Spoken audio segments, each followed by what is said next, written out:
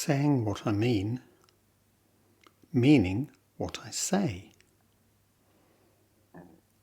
It's primarily through language that we can come to agree, disagree, struggle, and fight around all these issues without physical coercion or violence. Our language always embodies the status quo in its widest sense and contains too the means of resisting, changing it. Buddhism, and within it Zen, was always supposed to be a revolutionary social movement, not a mechanism for producing more compliant family members and citizens.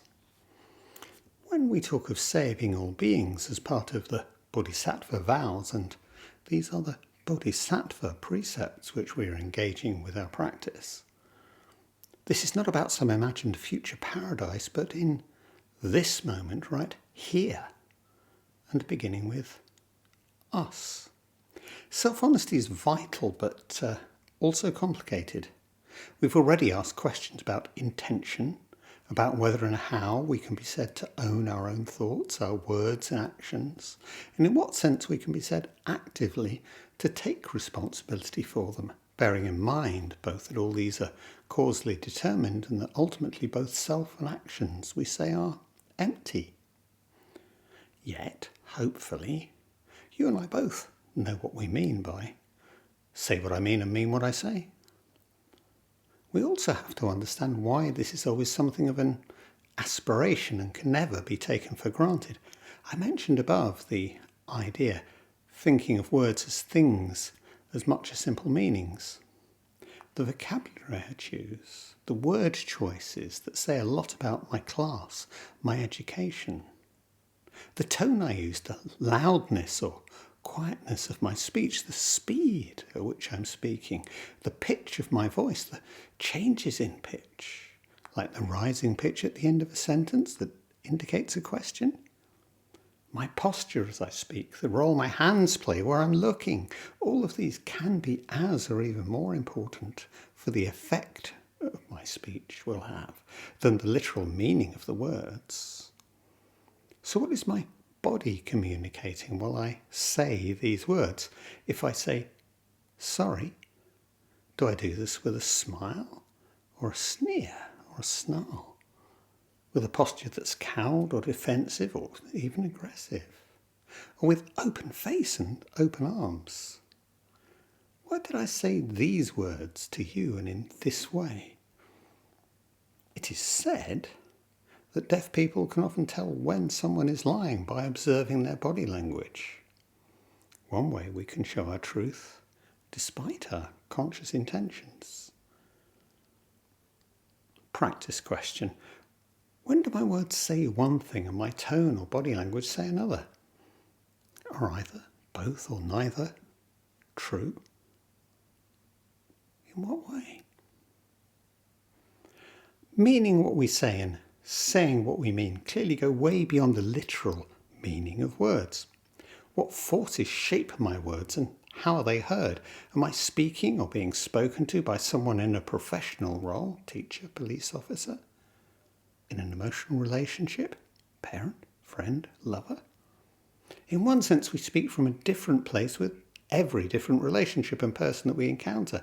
It's not quite the same me speaking as a parent with my child or together with my partner or as a teacher with a student. My ethnicity too.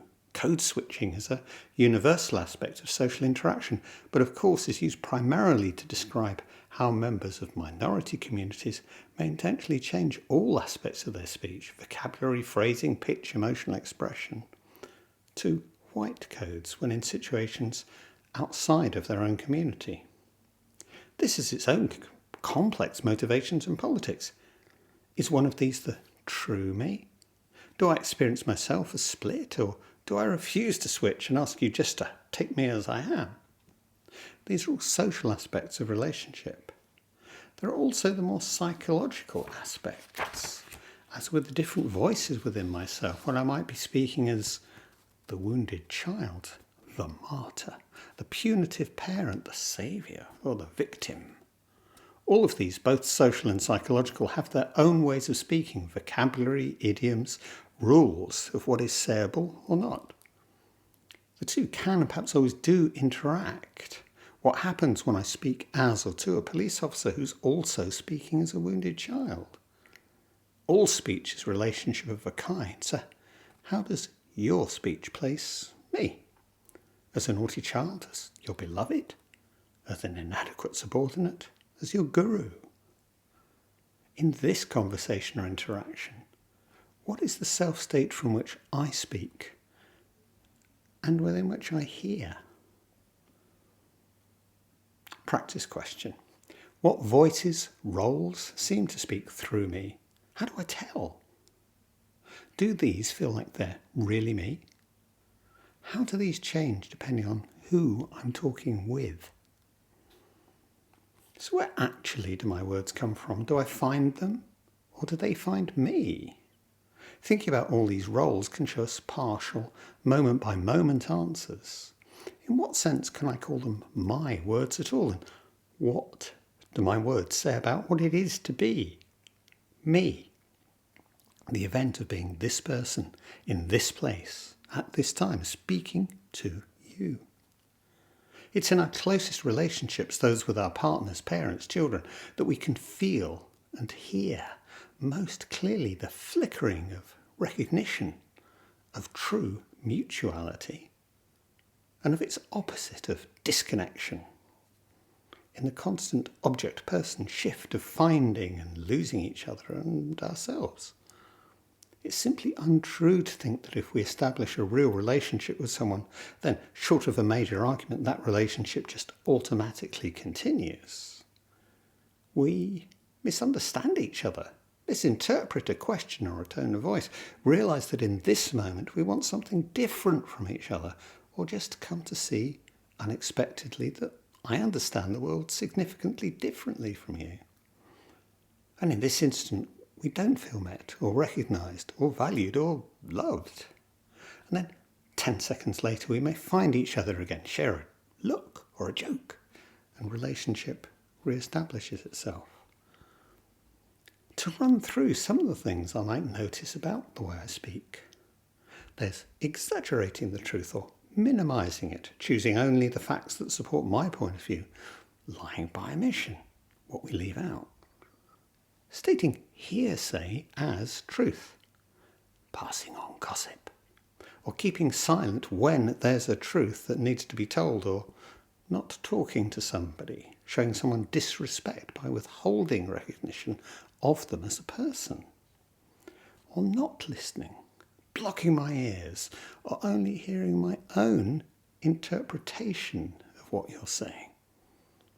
Why might I be doing any of these things? Maybe I want to influence you, get you to give me something. Maybe I want you to think badly of someone else, but maybe I'm just being one of the gang or wanting a bit of sympathy or attention. And maybe that's because I'm wanting to feel better about myself than I do right now, to hide all those worries and fears that lurk around the edges of my awareness, to distract myself and forget them for a while. Or maybe the opposite, because I'm indulging in holding myself to account, listing my failings, my weakness, convincing myself of my great badness, spinning myself any kind of story about myself. Most likely at different times it will be a mixture of all of these.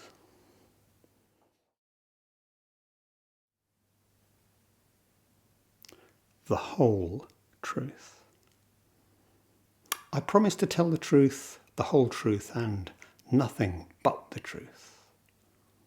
The criminal justice system relies on a singular notion of truth, factual, objective, and beyond reasonable doubt.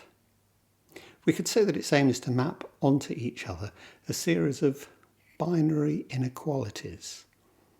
I've put it in this way because inequality in general is a theme to which we will return over and over again, and because many of the most significant inequalities in our societies take the form of long-lasting, durable, either-or kind of categorizations. So, the justice system makes universal judgments of true or false, which it then maps onto legal or illegal, deriving in turn from ideas of right and wrong. The result is that you, as a person, are then explicitly labelled either innocent or guilty, and hence you're being either the public or a criminal. You remain a criminal in perpetuity, at least in our thought and speech. In the United States, you may or may not be permanently lose the right to vote, to benefits, to housing, to an education. There is a further binary pair we should take notice of. The sole exception to being held to account for your actions is to claim diminished responsibility, that you are, or were at the time, mad, not bad. Mad or bad. What is happening here is to map judgments of fact that claim universality onto a morality that similarly claims universality, at least at this point in time. Both laws and beliefs can and do change.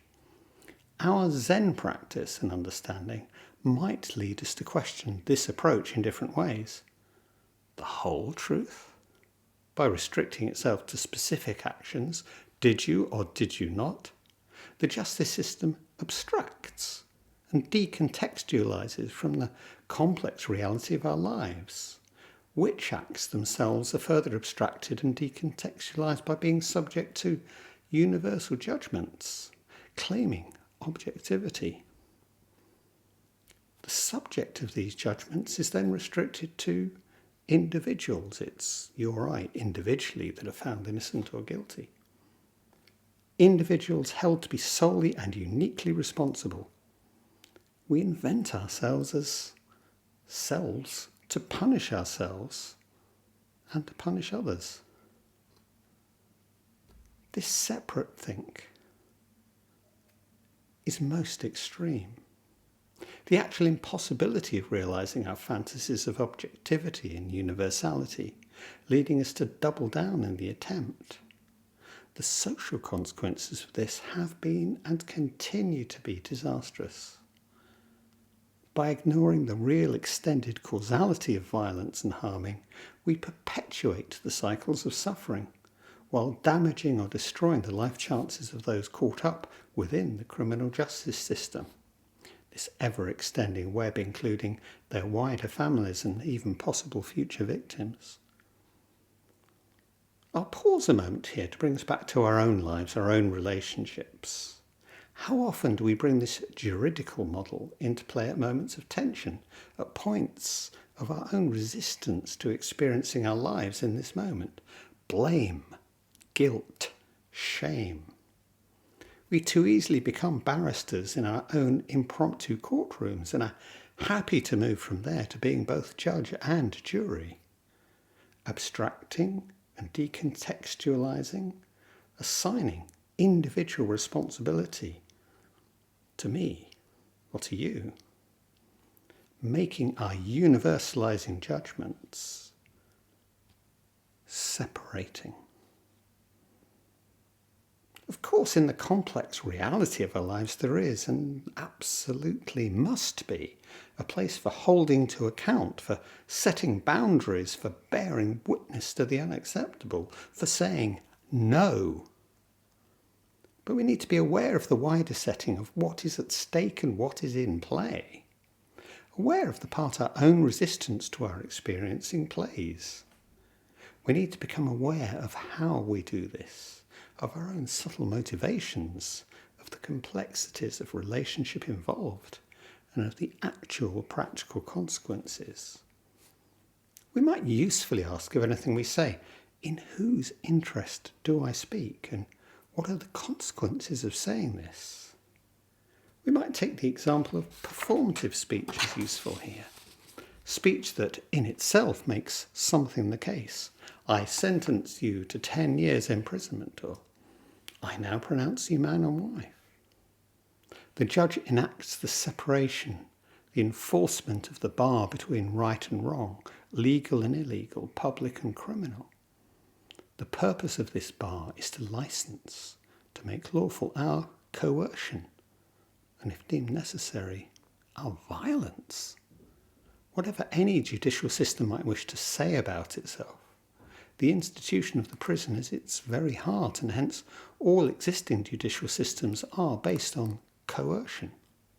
But this coercion is licensed by speech. The judge speaks in the name of the state, the king, the people. In whose name do I speak? Who or what stands behind what I say? For the first peoples of 16th century South America, it was enough that invading Spaniards read out the requerimento, the requirement in the name of God issued by the Spanish monarchy, to sanction whatever enslavement or destruction was enacted on them. It could be read in the Spanish they could not understand, or at night when they were asleep indoors, or simply muttered under the breath. To resist was to become a rebellious subject, and hence liable to any punishment of which the community could be deemed worthy. And this in the name of the absolute, of God himself. There is no possible comparison between the harm of the genocide carried out in South America and our own situation in modern Western democracies. And yet, merely by being born within the national boundary, and in most senses what a privilege that is, we are held to have agreed to any and all laws enacted by the state and liable to whatsoever punishment. Unsurprisingly, our laws and punishments have evolved to reflect the priorities and requirements of those who wield most influence, albeit dressed in universal garb, as was the requerimiento. To be poor, to appear to be other in any way, is hence to be placed in danger of coercion or violence. Who is allowed to speak? And when they do speak, who do we actually hear? The voice of authority, of God, of the state? These are held as absolute, as statements objectively and universally true, if only because they carry with them the sanction of violence. For very many years this has been justified to us as simply inevitable, the natural evolution and extension of the absolute authority of the pater, the family head, its application to the organisation of a complex society. Yet, contemporary anthropology suggests that in reality, very many societies have not embodied this patriarchal version of the family and have in fact evolved sophisticated strategies avoiding basing their societies on coercion and violence. Debate, consensus, multiplicity, other models are possible. So to return to our own immediate experience, and assuming we've not suffered becoming homeless, don't have significant mental health issues, haven't been criminalised for drug use, or have had any similar direct encounter with state coercion. When we speak to command, or ask, or question, or protest, then on what authority, what understanding of truth do we do so? Am I, in whatever sense, the ruler in my own home? Do I speak with the voice of fairness, justice, reason? Do I assume, whether it's deciding our national asylum policy or just whose turn it is to empty the dishwasher, that I speak as the man on the Clapham omnibus was once held to, or with the voice of the silent majority? Do I speak for all men? For all women? Just who or what stands behind what I say, and with what sanction?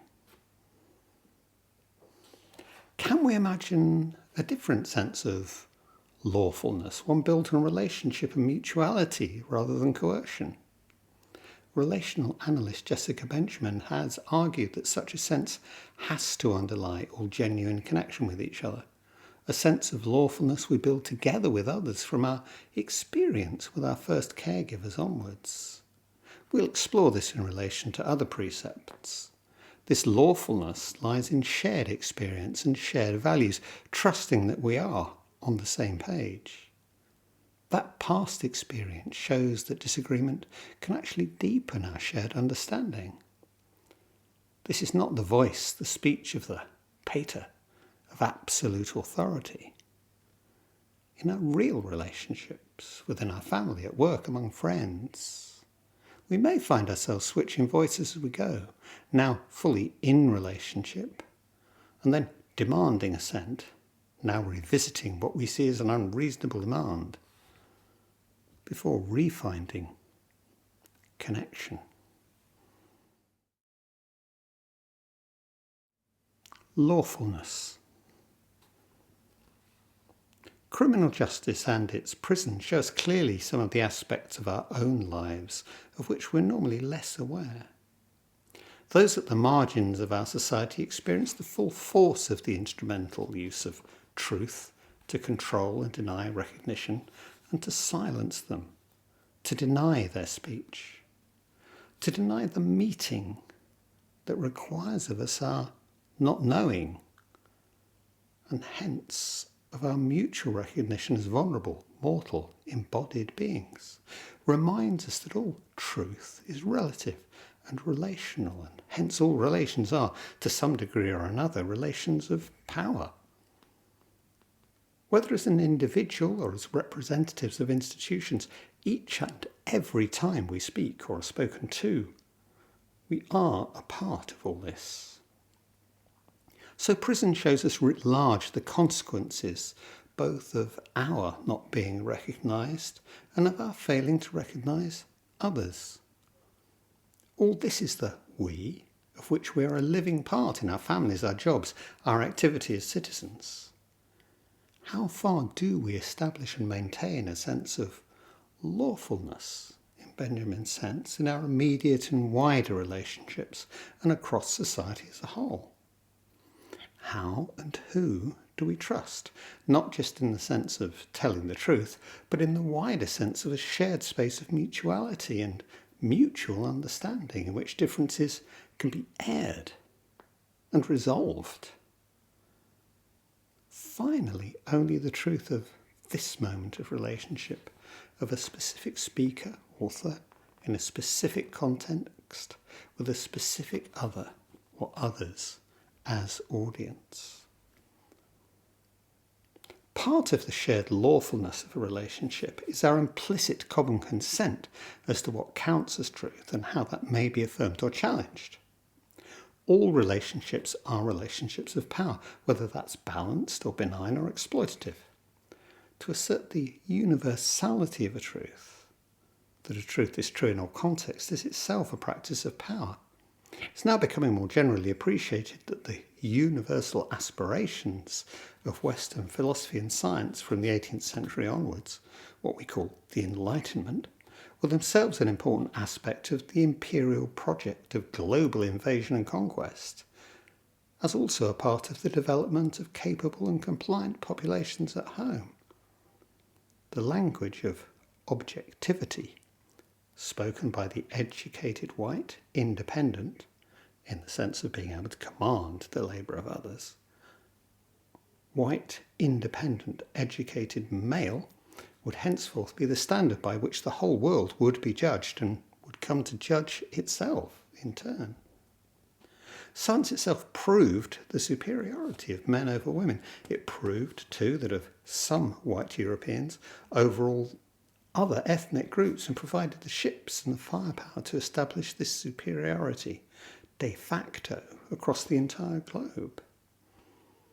So is science itself not true? Contrary to what's sometimes assumed, the scientific method, at the heart of all science, produces truth which is always contextual and highly specific, and within which any claim to generality is subject to testing and falsification. Precise conditions must be observed and results able to be repeated. They must be consistent with other accepted experiments so that an informed consensus may be established.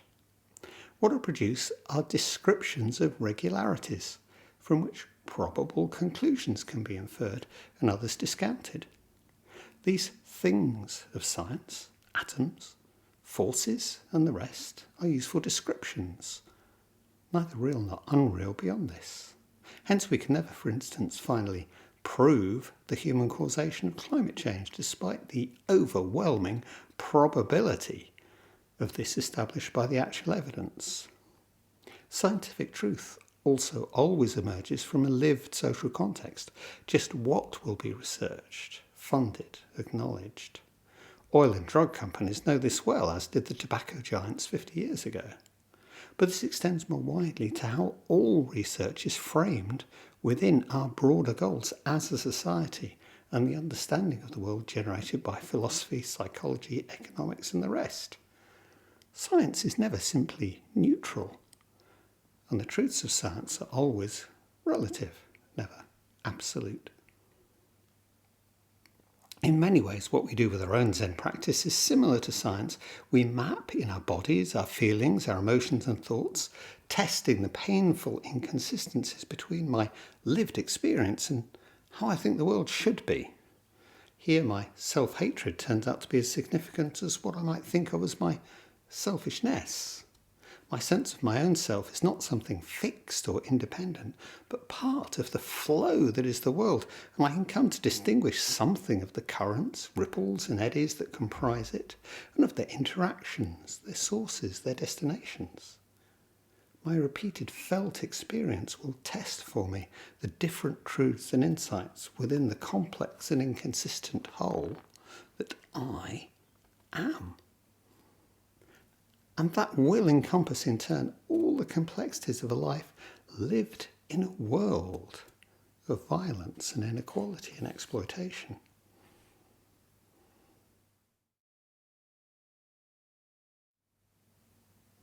Truth, relative and absolute. So what of the truth of Buddhism, of Zen? Asked about the eternal truth of Buddhism, one teacher replied, "It just changed." All that is distinctive about a Zen or Buddhist approach to ethics, all that takes it away from being finally simply another account of how to balance the interests of one person or group against those of another, depends on the understanding of non-separation, or as it's more literally and usually translated, emptiness. Non-separation, or emptiness, entails both the identity and difference of relative and absolute, of conventional and ultimate truth. Let's think about this as it applies to our speech. Among the short commentaries put in Bodhidharma's mouth, that on this precept says, self-nature is inexplicably wondrous. In the intrinsically pure Dharma, not expounding a word is called not lying. At the level of absolute or ultimate truth, all separation is only an illusion. There are no finally separate and substantial things of any kind. So no words whatsoever can ever truly describe the wholeness of the reality of our lives or the world in which we live. As the Heart Sutra repeatedly insists, even central Buddhist concepts such as the Four Noble Truths, the Five Aggregates and the 12 Links of Dependent Origination are nothing more than human-made schemes of classification that can never adequately represent life itself or the reality of my experience. In this sense, because there is no separation, because there are no separate things, no separate me and you, every word I speak that names and hence limits is already a lie, betrays reality as it is. Far better to keep a noble silence, far better to have never written this. On the other hand, it's equally true that because at the level of the absolute, all separation is only an illusion, in this sense, I can never actually lie. There's no separate me and no separate things about which to make true or false statements. More, I completely and perfectly express and reveal myself in each moment. My lie itself is simply an aspect of the truth of that moment. Words are just words. Sounds in my ear or squiggles on a page. How foolish to think of them in terms of precise meanings.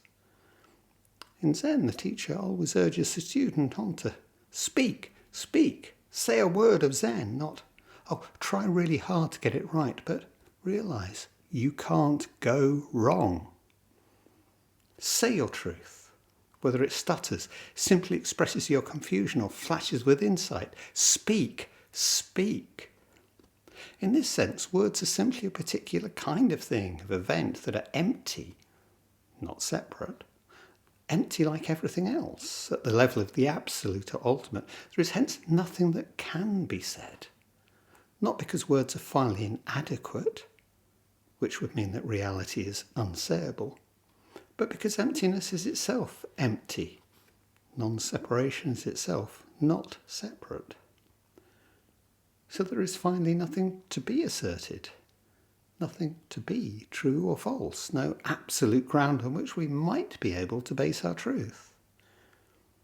This lack of any final ground is Bodhidharma's not knowing.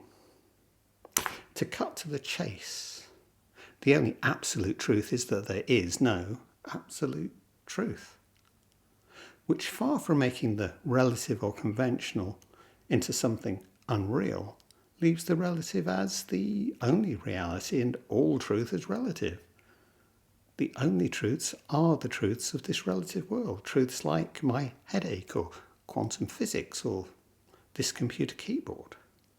Okay, so over the last 2,000 years, many thousands of pages of discourse and commentary have attempted to clarify this core of Zen thought and practice, and I've hardly proved or clearly demonstrated it here. The takeaway is just that conclusion. The only absolute truth is that there is no absolute truth. So what is the relative truth of this moment? Truth of my experience of writing this for you? Truth of your reading this? Truth is always relational because life is. What would it mean to speak the truth of this moment? Shall I tell you something I know? Or can I offer you living words? What would be the difference? Bodhidharma, asked by the emperor, "Who are you?" finally replies, "I don't know." When the young monk Fayan is making the rounds of teachers and temples on his pilgrimage and is asked by the master he's visiting, "Why have you come?" his reply echoes Bodhidharma, "I don't know." "Ah," says Master Disang in response, "not knowing is most intimate. Not knowing is the space of openness and possibility. Not knowing reminds me that all my knowledge, all my ideas, all my certainties are always limited, approximate, relational. This applies equally to what I think about the world and what I think about myself. This is the importance of Bodhidharma's and Fayan's not knowing. Each is a chance to reform my experience, and hence my understanding of this moment, this person of life as it is, of the world. We've already begun to explore the practice of bearing witness, which is itself a response to not knowing and is both a listening and a telling. What these share is an opening and an openness, a bringing to light. To what will we bear witness? What truth will we find? Or will our words tie us only more deeply, or more damagingly to our delusion?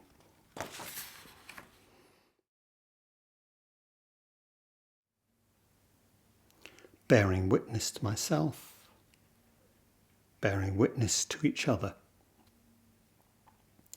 I bear witness to myself in myself, and I bear witness to others in myself. I bear witness to others in others, and I bear witness to myself in others.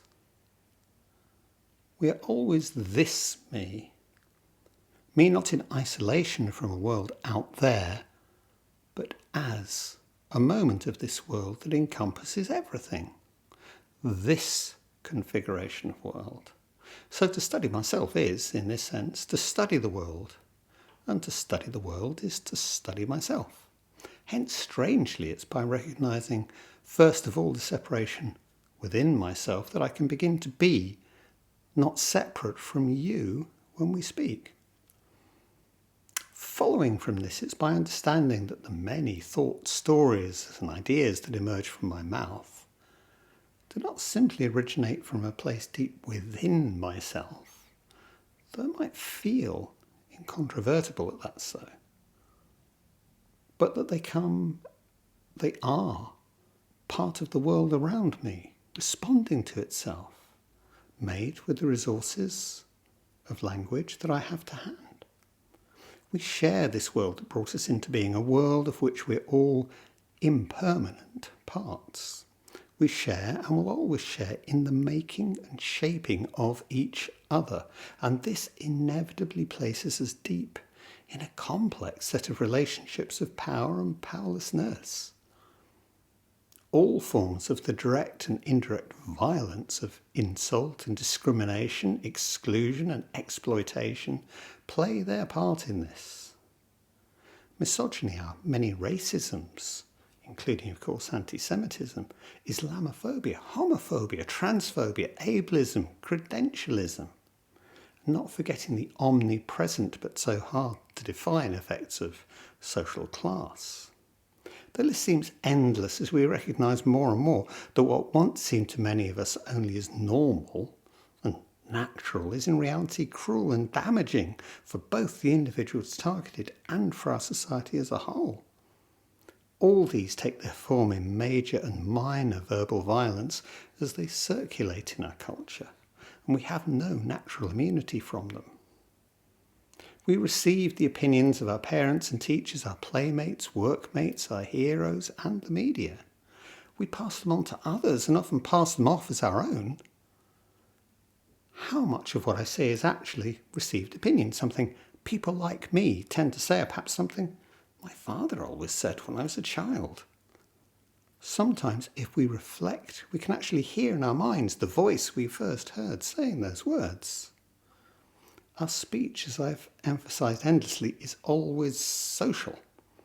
I bear witness to that speech, the speech of my culture, the speech of myself, understanding that my awareness will never let me step entirely outside this culture to see it purely objectively. I am a part of that culture and will reproduce it even as I dissent, as I challenge or disagree with what others say and do. Democracy. I said above, no amount of personal clarity and self-honesty will intuitively tell us how to run a hospital, or even how to run my family relationships. But speech is the major means through which we take, or excuse our failure to take, collective action. From the symbolic speech of voting, secret speech, to debate over the dinner table, to the collective action of protest, speech is our most direct form of public action. Joko Beck talked of needing to criticise from a position of love, and we might put this in our terms as disagreeing within our recognition of the other, that we keep relationship open, dialogue open, speaking honestly, listening actively. This self-evidently does not happen routinely in politics, but it's only in this way that we can find and expand elements of real democracy within our society. We allow simple majoritarianism to pass for democracy. Majoritarianism measured in arbitrary ways and at arbitrary intervals, and in ways, too, that take no account of the interests and influences active in creating this alleged majority assent. In its attempts to remain above the mundane world of difference, of disagreement, of dissent, our practice of Zen has too often failed to take account of this reality and necessity of our actual lives. In a world where the abbot or the teacher is always right, and where spiritual people don't worry about the government, spiritual superiority simply functions as tacit social conservatism. Such an attitude towards practice will also tend to produce a well-known Buddhist stereotype, the nice Buddhist, whose constant smile and relentless happiness hide passive-aggressive behaviour that can make life a lot less than pleasant for those around them. I remember the always entertaining and insightful Zen teacher Martine Batchelor describing the silent wars fought over the sink and the washing up of cups in one Buddhist community where she'd lived. Democracy is not about commanding or demanding assent. It's the non-violent resolution at the collective level of our difference, our disagreement, our mutual anger, frustration and despair. It's not about being one.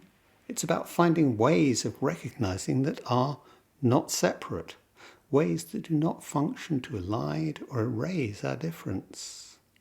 We will examine this further with the other two precepts dealing with speech, the sixth and seventh, and the significance of this preeminent role of speech in our public lives cannot be overestimated. It's no coincidence that women have often been denied the right to speak in public and still face frequent criticism for doing so. It's only by hearing the voices of all those who are tacitly or explicitly censored, which includes all those implicitly or explicitly excluded from power, that we can come to any understanding of the real issues within our society. What is it to be a child, a migrant, a minority, lower class, cognitively different, having a physical disability, unemployed, convicted of a crime? Without hearing from and coming to understand those leading different lives, what hope have we of any kind of justice, equality, truthfulness?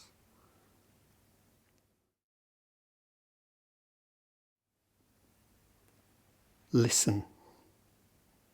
As with all the precepts, self-observation is the core, and the heart of self-observation is to experience the non-separation of this self and world.